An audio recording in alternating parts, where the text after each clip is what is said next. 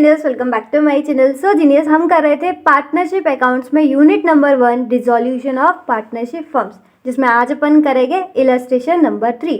तो चलिए फटाफट से कॉपी और पेन निकालते हैं और इलस्ट्रेशन नंबर 3 को भी आसान बनाते हैं।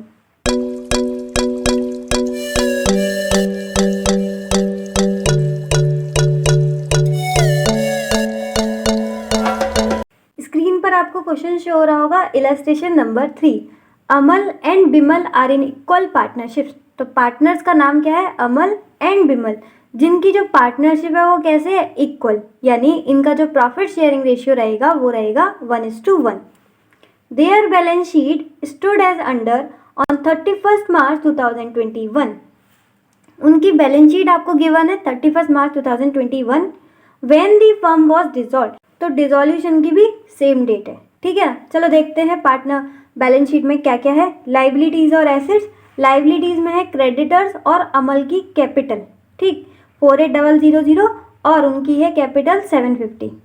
एसेट साइड देखो, प्लांट एंड मशीनरी गिवन है, फर्नीचर, डेटर्स, स्टॉक, कैश और बिमल्स की ड्राइंग। यानी कि अमल के कैपिटल अकाउंट क्रेडिट साइड जाएगा और बिमल का कैपिटल अकाउंट डेबिट साइड। ठीक है, आगे देखो, the assets realised as under. तो एसेट्स की आपको रियलाइज वैल्यू दे रखी है, प्लांट एंड मशीनरी की, फर्नीचर, डेटर, स्टॉक। आगे कुछ एक्स्ट्रा इन्फॉर्मेशन है, चलो पढ़ते हैं। The expenses of realisation amounted to 175। तो ये सब काम करने में जो रियलाइजेशन एक्सपेंसेस है वो कितने हुए? 175, 175 rupees. Amal's private estate is not sufficient even to pay his private debt, whereas Bimal's private estate has a surplus of 200 rupees only. That means दोनों के दोनों पार्टनर क्या हो गए? इंसॉल्वेंट। लेकिन यहाँ पर अमल तो कुछ नहीं ला पा रहा, बिमल कुछ लेकर आ पा रहा है। कितना? 200। चलो जो लेके आ रहा है वही रख लेके। Show necessary ledger accounts to close the books of the firm. हमें लेजर अकाउंट्स प्रिपेयर करने हैं इनको बंद करने के लिए, इनकी बुक्स को बंद करने के लिए। तो कॉपी पर आ जाओ। देखो यहाँ पर सबसे पहले तो आप लिख लिया होगा आपने इलस्ट्रेशन नंबर 3। यहाँ पर हम किसकी बुक्स प्रिपेयर करेंगे? In the books of Amal and Bimal, messrs Amal and Bimal's. ठीक, तो जब भी हम लेजर अकाउंट्स को क्लोज करते हैं तो कौन कौन से प्रिपेयर करते हैं? एक रियलाइजेशन अकाउंट, दूसरा पार्टनर्स कैपिटल अकाउंट और तीसरा कैश एंड बैंक अकाउंट। ठीक है ना। लेकिन देखो यहाँ पर क्या अलग बात है, यहाँ पर जो दोनों के दोनों पार्टनर है वो इंसॉल्वेंट हो गए। जब दोनों पार्टनर इंसॉल्वेंट हो गए दैट मीन्स किसी ना किसी को तो पैसा नहीं मिला होगा। और यहाँ पर कौन था? एक ही थी इनकी लाइबिलिटी, क्रेडिटर। तो हो सकता है क्रेडिटर्स को पूरा पैसा ना मिला हो, इसलिए हम क्रेडिटर्स का जो अकाउंट है लेजर अकाउंट अलग से प्रिपेयर करेंगे। ठीक है, इसको रियलाइजेशन अकाउंट में नहीं डालेंगे। समझा?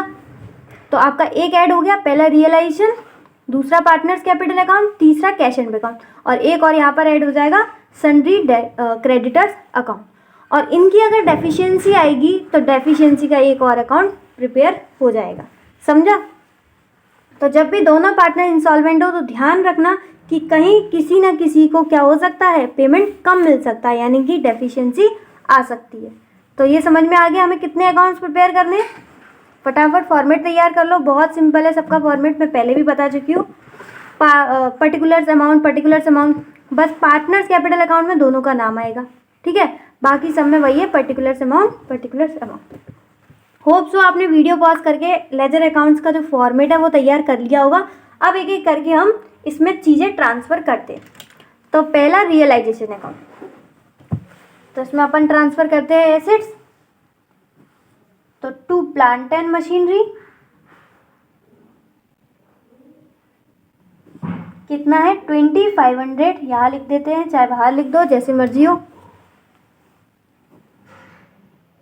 To furniture 500, to debtors 1000, to stock 800। ठीक है, तो 2500, 500, 3000, ये 4000, 4800, 4800। ठीक है, ये सारे एसेट्स ट्रांसफर हो गए। अब इधर लाइबिलिटीज ट्रांसफर होगी, लेकिन यहाँ पर क्या है, क्रेडिटर्स, और क्रेडिटर्स हमें पता ही नहीं उनको पेमेंट होना है कि नहीं होना पूरा, क्योंकि दोनों के दोनों पार्टनर्स क्या हो गए, बोलो, इंसॉल्वेंट हो गए। इसलिए क्रेडिटर का हम अलग से प्रिपेयर कर रहे हैं, तो क्रेडिटर्स को हम यहाँ पर पोस्ट नहीं करेंगे, ठीक है। तो क्रेडिटर्स को तो करना नहीं है, तो डायरेक्ट क्या करते हैं, एसेट्स को रियलाइज कर देते हैं। तो रियलाइज करेंगे तो पैसा आएगा, बैंक में पैसा आ गया। किस किस का आया, सबसे पहले प्लांट एंड मशीनरी का आया होगा, कितना, 1250, ये आपको गिवन थे क्वेश्चन में नीचे।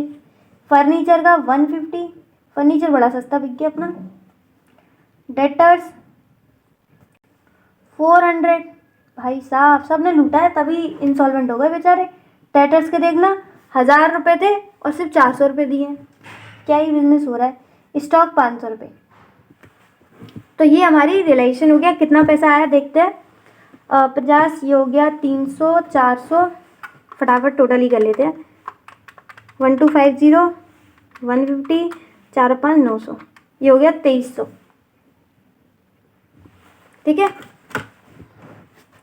अब हम क्रेडिटर्स को पेमेंट कर नहीं रहे हैं, लेकिन एक चीज़ छोटी सी रह गई, रियलाइजेशन के तो एक्सपेंसेस पे करने पड़ेंगे कि नहीं करने पड़ेंगे, वो तो करने पड़ेंगे आपको, चाहे आप पे पैसा हो नहीं हो, उससे क्या मतलब है।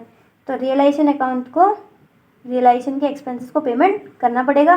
तो पैसा हमारा चला जाएगा टू कैश, कितना था, 175। ये आ गया अपना टोटल।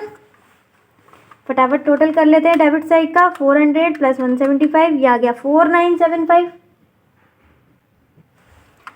और इसे बैलेंस करते हैं, माइनस 2300, ये आ गया 2675। तो ये तो हमें ऑब्वियस है, पता ही था कि इनका लॉस आएगा ही आएगा। प्रॉफिट आता तो बेचारे इंसॉल्वेंट क्यों होते। तो लॉस आपका ट्रांसफ़र हो जाएगा पार्टनर्स कैपिटल अकाउंट। दो पार्टनर थे, एक अमल और एक था विमल, और इनका इक्वल पार्टनरशिप थी, यानी कि प्रॉफिट शेयरिंग रेशियो 1:1। तो 2675 को डिवाइड कर देंगे 2 में। पहले क्या आ गया, 1337, 1338, ठीक है, राउंड ऑफ कर दिया और कुछ नहीं है, 4975, ठीक। तो सिंपल है, सेम वैसे ही रियलाइजेशन अकाउंट बना है जैसे बनता है, बस हमने यहाँ पर एक छोटी सी चीज़ करी है, क्रेडिटर्स को यहाँ पर ट्रांसफ़र नहीं किया और ना ही क्रेडिटर्स को यहाँ पर हमने पेमेंट किया, क्योंकि हो सकता है उसको पूरा पेमेंट नहीं मिला हो। तो नेक्स्ट अपन प्रिपेयर करते हैं सन्ड्री क्रेडिटर्स अकाउंट, जो कि हमने रियलाइजेशन में ट्रांसफ़र नहीं किया था। ये 6 बार मैं इसलिए बोल रही हूँ ताकि आपके दिमाग में फिट हो जाए कि जब 2 जने इंसॉल्वेंट हो, मतलब सारे के सारे पार्टनर्स इंसॉल्वेंट हो, तब आपको थोड़ी सी अपनी बुद्धि चलानी है और इनको अलग से लेजर अकाउंट इसका क्रिएट करना है। इनका बैलेंस कितना था, क्रेडिटर्स हैं तो फिर क्रेडिट साइड बैलेंस रहेगा इनका कितना, 4800। अभी इनकी पेमेंट की कुछ पता नहीं है, तो इसको अभी यही छोड़ देते हैं, आगे बढ़ते हैं। पार्टनर्स कैपिटल अकाउंट, तो देखा आपने किसका क्रेडिट साइड था, अमल का क्रेडिट साइड था 750, और विमल की जो ओपनिंग बैलेंस था वो डेबिट साइड था, कितना, 550, ठीक। उसके बाद क्या हो रहा था, इनका रियलाइजेशन लॉस, ये रहा, इसका डुअल इफेक्ट करेंगे यहाँ पर हम, टू रियलाइजेशन अकाउंट, ये क्या है, रियलाइजेशन लॉस 1337, 1338, ठीक है। वैसे अपन क्या करते थे कि ये करते थे, उसके बाद ये, उसके बाद ट्रांसफ़र करते थे, और अगर पैसा ज़्यादा होता था तो पार्टनर क्या पैसा लेकर चला जाता था, और कम होता था तो यहाँ पर पार्टनर पैसा लेकर आ जाता था, ठीक है। अब जैसे कि यहाँ पर है तो पैसा कम पड़ रहा है, ठीक, लेकिन यहाँ पर पैसा वो लाने के काबिल ही नहीं है क्योंकि वो इंसॉल्वेंट है, तो वो यहाँ पर पैसा नहीं ला पा रहे हैं। तो यहाँ पर कैश की जगह क्या आएगा, यहाँ पर आएगा कैश की जगह डेफिशिएंसी, समझा। वैसे पैसा कम पड़ता है तो वो लोग पैसा लेकर आते हैं, लेकिन वो बेचारे इंसॉल्वेंट है तो पैसा कहाँ से लेकर आएंगे, इसलिए यहाँ पर कैश अकाउंट की जगह क्या आ गया है, डेफिशिएंसी अकाउंट। सब जो खेल है, जो थोड़ा बहुत चेंज आ रहा है, वो सिर्फ इस वजह से आ रहा है कि 2 पार्टनर थे और दोनों के दोनों इंसॉल्वेंट हो गए, ठीक।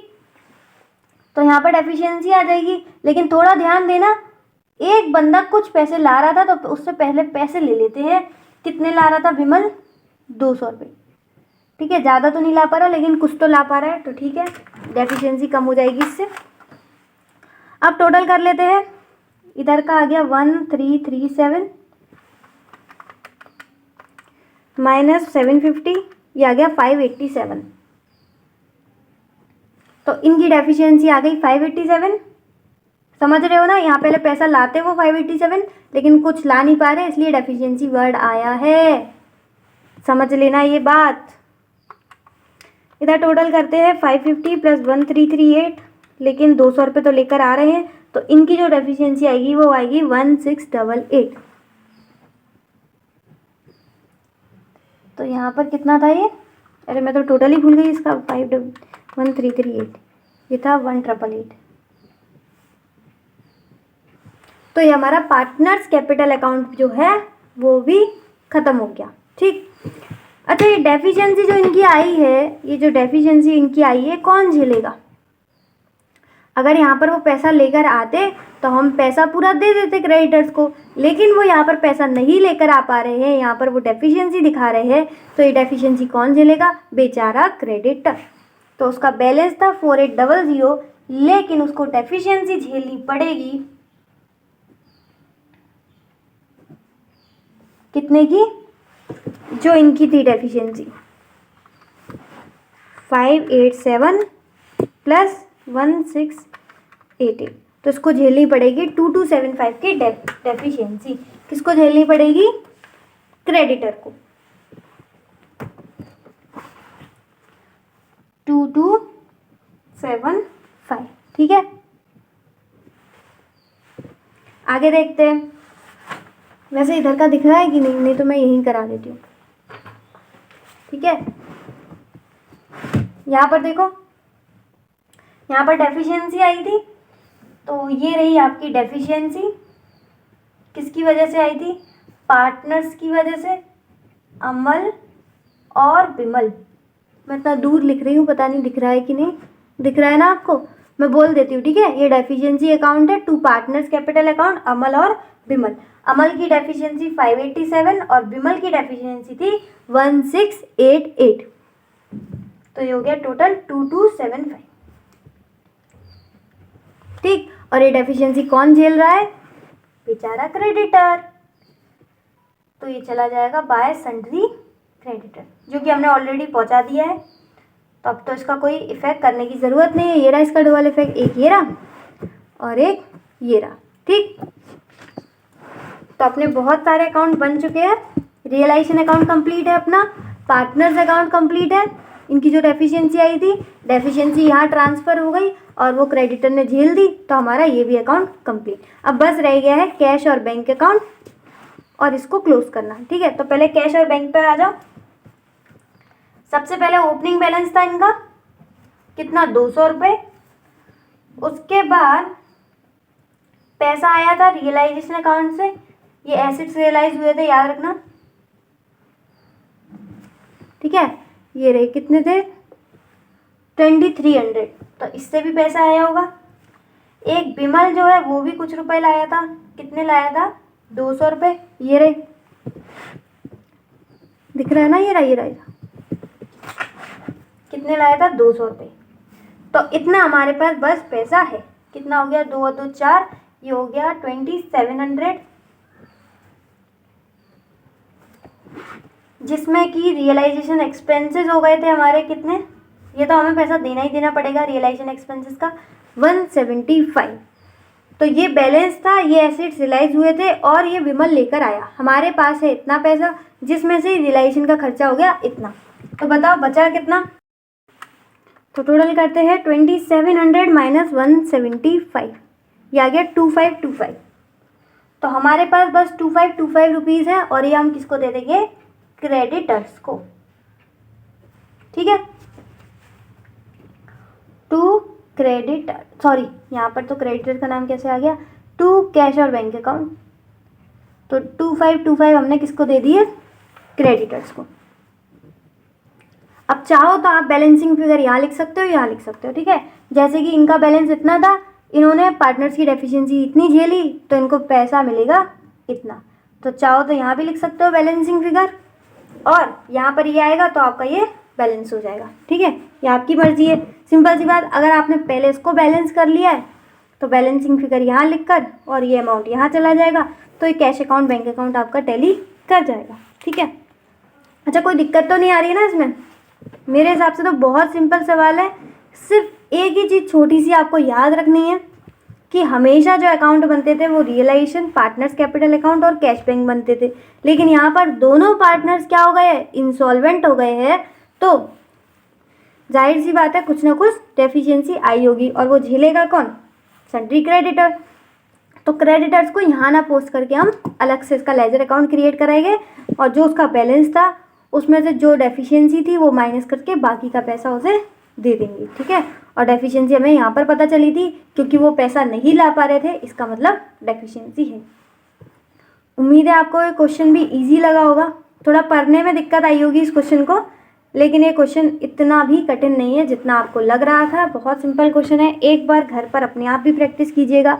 आज के लिए बस इतना ही। If the video is helpful for you then hit the like button, share with your friends as well if it deserves, and या डू सब्सक्राइब नाउ। मतलब भाई सब्सक्राइब तो बनता है, एडवांस अकाउंट FM इतनी तैयारी आपकी चल रही है तो सब्सक्राइब तो ज़रूर बनता है।